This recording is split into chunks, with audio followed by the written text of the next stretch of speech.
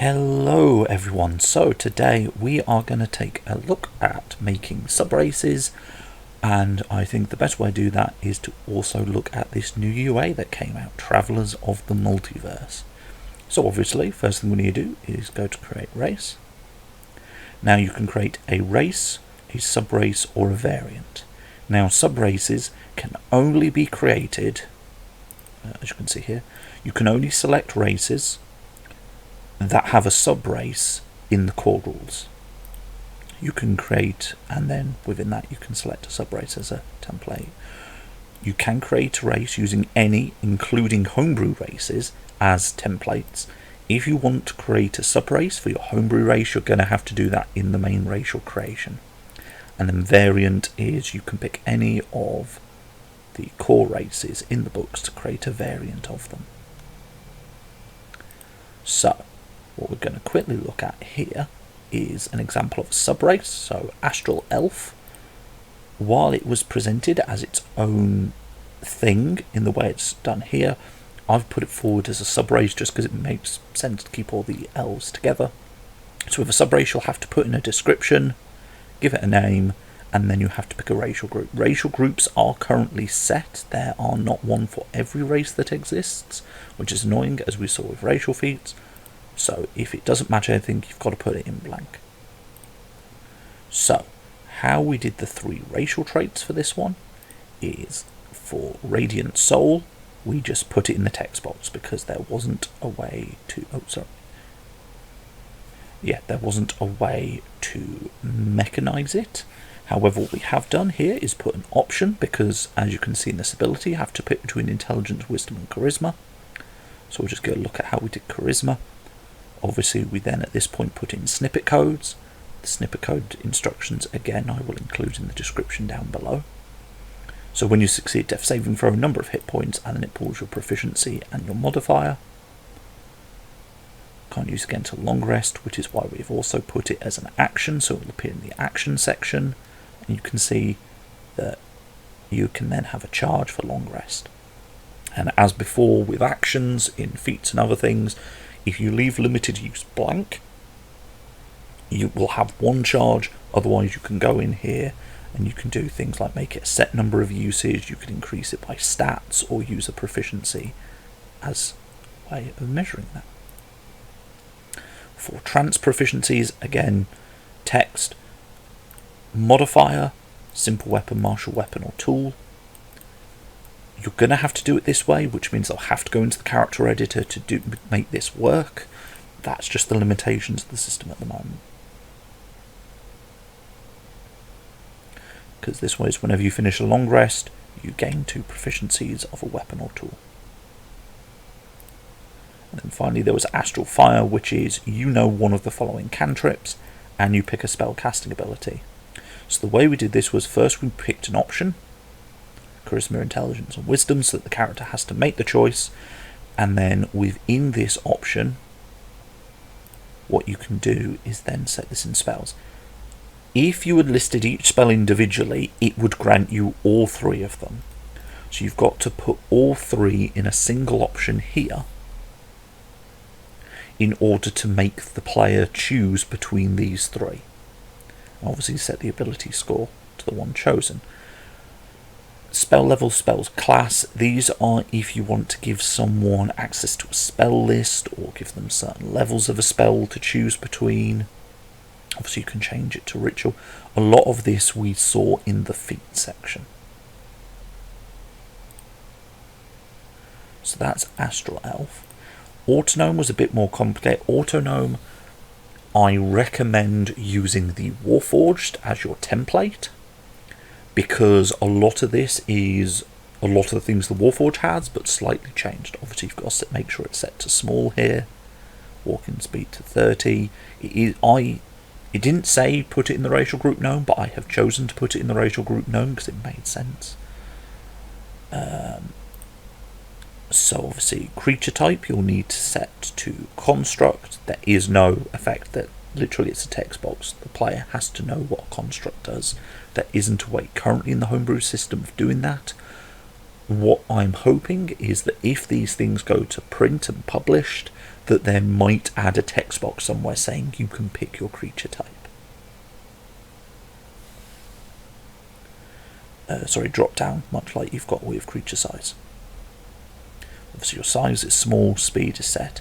So a lot of these, I'm going to quickly actually jump back to auto gnome.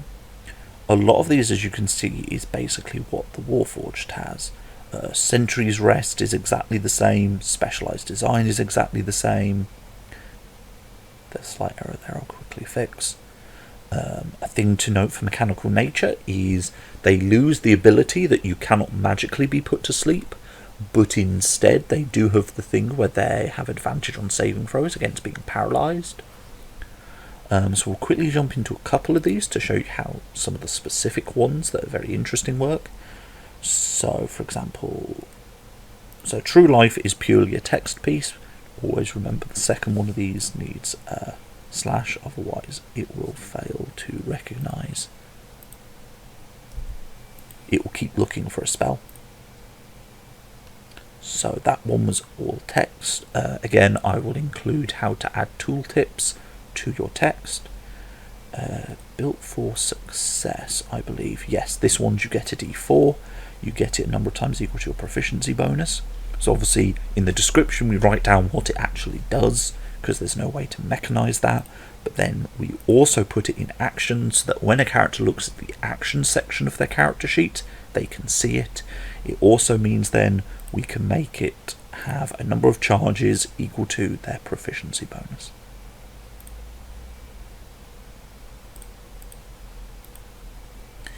The other one I want to show you is Armoured Casting, because this one is one that changes the base AC if you're not wearing armour. A few races do that, such as the Lizard Folk, so it's one you might want to do with your own races. So what you do is you go to Modifiers, you go to Set, Unarmoured Armour Class, and then you put this number here. This is effectively, it's a hidden addition, so your base AC is always 10 plus your Dexterity modifier. What you're doing here is adding a fixed value to the 10. So if yours is 13 plus your Dexterity, you're going to want to set it to just a 3, and then it will be 10 plus 3 plus the Dexterity modifier. With that, the rest of it, I recommend just using the Warforged. At that point you can kind of dive into the Warforged to see how they do specific bits, but a lot of the things we've already covered with other pieces of homebrew design. So then comes the GIF, or GIF, either works according to this racial package. So again, for these, what I recommend using, because they lean on to the Tasha's method where they're not giving you an ability score increase, use the lineage, not custom lineage, lineage as your template, because then ability score increase and languages will be pre-set up for you. Creature type you can go into and just edit by changing it from the large amount of text it comes with to URX, and then from here you can just add the rest of these. So obviously size and speed are set.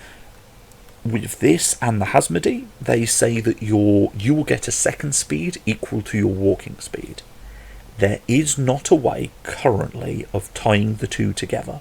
So for now we've put swim speed equal to walking speed, but obviously if a mechanical effect would change your walking speed, it will not change your swim speed. It is one, hopefully, that if these what tends to happen is if these mechanics come into play in the published material, they will make it work, and then you will find the homebrew modifiers will be updated to include that. So hopefully if they mechanically make a way to tie one to the other, that will filter through to us making homebrew. Likewise, there's no way to go I can be medium or small, it's one or the other, so I always default to medium because that's what most people go with. And then if a player isn't playing medium, you're just going to have to remember you're small. So with these there were only really 2 special abilities.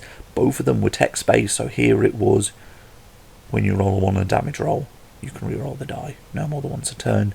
The best you can do is put that in snippet and hope the player remembers. This one was, I did not write into the snippet the advantages because they will be very obvious on the sheet.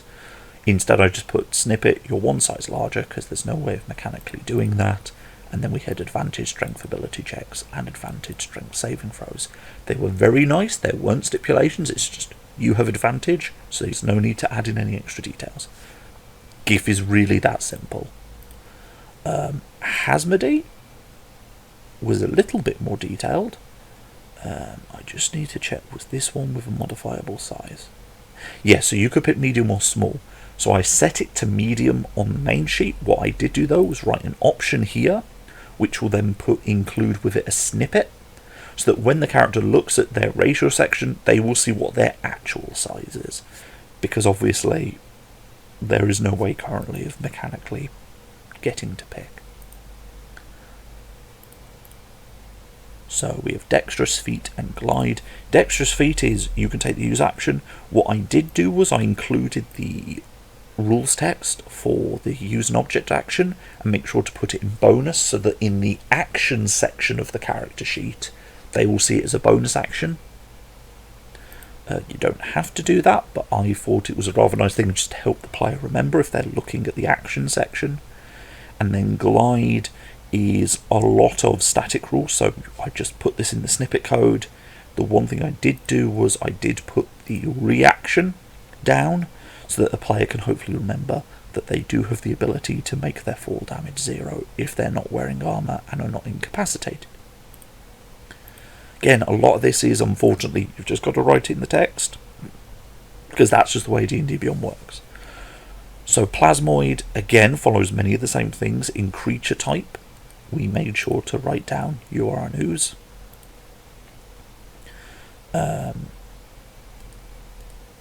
So we'll quickly just have a look through these. So amorphous, largely I just left it to the snippet code because there wasn't really a good way of doing it. You could put in modifiers, advantage on saving throws to initiate or escape a grapple. I might actually do that myself afterwards. As just a handy reminder in the saving throw section of the character sheet. Again, it is one of those annoying ones where a lot of this is narrative effects, so they have to go in the snippet and the rules description. Dark vision, nice and easy. Modifier, set base dark vision to 60. By setting the base, that means if any other effect would add a bonus, it will apply on top of the base dark vision the race gives. Always as a racial option, I would recommend set base sense, because that will basically set the default that other things can give bonuses to. Hold breath, again, it's narrative, hold breath for an hour, I've got to put in the rules text. Natural resilience, you have advantage on saving throws against being poisoned, I just put there. You have resistance to acid damage. I did put advantage saving throws against being poisoned. What it means is hopefully the more places it is on the character sheet, the more they remember. Resistance and acid is rather up front though in front of you, so these will have handy reminders on the sheet for the player. Shape self, again, it's very narrative. I put this bit in the snippet and then I put the bonus action section as its own little action. Yeah, I'm going to keep that open so I remember to edit it later. So then we finally get to the Thrikeen. So the Thrikeen again follows many of the same things I've said before. It's got both size types, so I've put them both as options for the player to pick. Creature type is monstrosity. So here we go again, chameleonic carapace. So we made sure to set an armoured armour class to 3.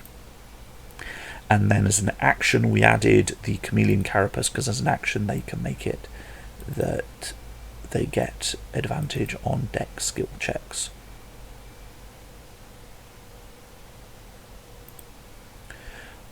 Dark vision follows the same rules as before. Secondary arms, I've put it all in the snippet code because there isn't really anything else to do. Made sure to include the W prop, which is for the weapon property code. Sleepless revitalization, again, has to go in the snippet code because there isn't really any real details there that have a mechanical effect. And Thrikeen telepathy, while I did include it in the snippet code and in the description, what I also did was Language telepathy, I've set the restriction, it has 120 feet, and see racial trait for details. So that will also hopefully appear in the language section, and the players will get to see that there. So with that, as you can see, we've covered a little bit of how spells work, actions, creatures. I've never really seen a racial trait give you access to creatures, but again, that and additional spell list follow the rules of feats. A lot of this is very simple because of the fact that we've already kind of covered it in the feat section. Some of the modifiers make a bit more sense here, and of course options is very useful for a number of the pieces. So things like setting a base, giving proficiency, resistances. You won't really get feats, though if you were to do kind of equivalent of custom lineage where a specific feat is given, you could go feat here and go this race gets access to this feat if you wanted to do that. Obviously the set base AC is something that only really comes up with this. So yeah, hopefully this quick run through of the UA races will give you an idea of how to do your own sub races. As always, the best template can be merely making a copy of one of the ones that already exist and seeing how they do it. I often end up doing that with the half-orc because there is 2 modifiers you need to do, and I always get them mixed up the wrong way around, because there is... where is it? Is it set? Actually, no, you know what we'll do? As an extra, we will quickly show you, because it's probably one of the most odd and unique of the racial traits. So if we quickly look at the half-orc, the trait I am referring to is Relentless Endurance. So this is the one that when you're reduced to 0 HP, you're not killed, and instead you drop to 1 HP. So obviously the action is what lets you have it the once per long rest, but here's the modifier. It's protection, 0 HP, and it will give you a little text box when you hit 0 HP to go, no, you're not dying, you've got Relentless Endurance, and then 1 which goes, you'll set your HP back to 1. As I said, looking at some of these races can get you some of the weirder little effects that they've got in. Hopefully this was helpful. If you have any questions, put them in the comments down below. If there's any older UA you want me to cover, put them in the comments down below. And if there's any questions of I want to do this very specific thing, also feel free to put them in the comments down below. So thank you all for coming, thank you for joining, and we will see you all next time.